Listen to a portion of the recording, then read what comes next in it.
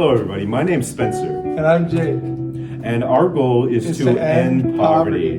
So we want to end extreme poverty by the year 2030. And what extreme poverty is individuals that live on less than $1.25 a day. And currently, over 9.2% of the world's population lives in these conditions. That is unacceptable. That's crazy, and it's very unacceptable and unfortunate.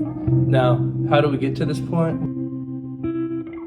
What causes poverty, Jake? Well, some key contributors to poverty all around the world are exploitative labor practices, lack of infrastructure, two very big ones. Another huge one, unequal opportunities in both jobs and education. Natural disasters and drug abuse are all major contributors to poverty around the world.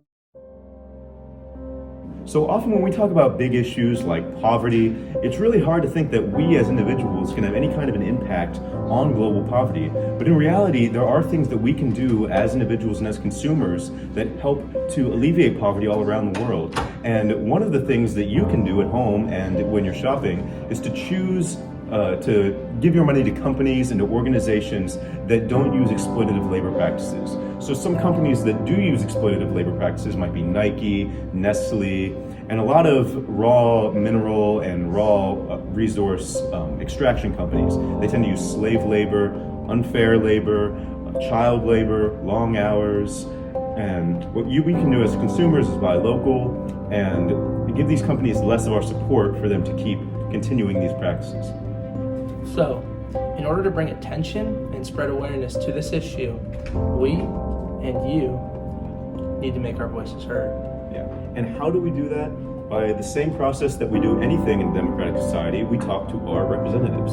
So what you should do is go and talk to your state representatives, your federal representatives, and talk to them about these issues. One thing you could do, talk to them about banning products that are suspected of using exploitative slave labor to create them, like the aforementioned companies. Another thing you could do is encourage the closing of some loopholes that allow these companies to get away with exploitative labor.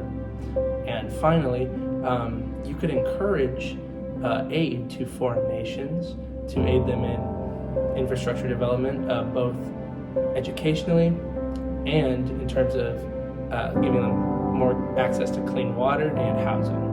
Yeah, because when we are able to build infrastructure in these underdeveloped areas, that's how we can truly eliminate poverty from our future and make a better future for our children.